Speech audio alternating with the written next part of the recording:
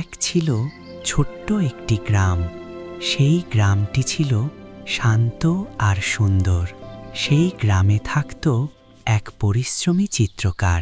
তার জীবনের সবচেয়ে বড় আনন্দ ছিল ছবি আঁকা। ভোরের আলো ফুটতেই সে রং তুলি নিয়ে বসে যেত আর সারাদিন ধরে মন দিয়ে কাজ করত। বিকেল নাগাদ একটি সুন্দর ছবি তৈরি হয়ে যেত। ছবিটি দেখে তার মুখে ফুটে উঠত তৃপ্তির হাসি। তার ছিল একটি অদ্ভুত অভ্যাস। প্রতিদিন সে ছবিটি গ্রামের সবচেয়ে ব্যস্ত জায়গায় রেখে আসত আর নিচে লিখে দিত একটি ছোট প্রশ্ন।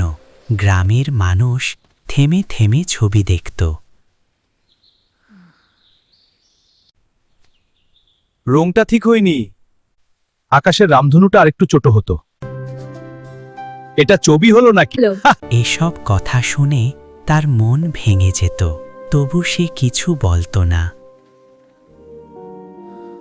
একদিন রাতে সে অনেক ভেবে একটি সিদ্ধান্ত নিল।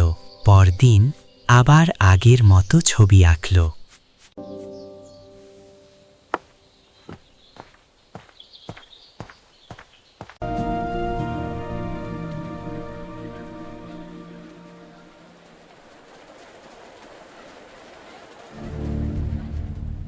সবাই ছবি দেখল, কিন্তু কেউ কিছু বলল না।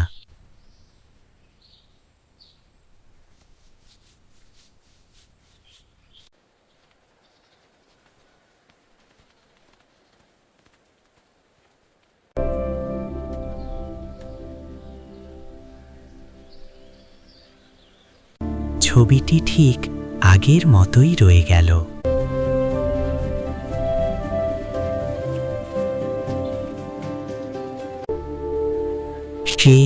সে একটি বড় সত্য বুঝল।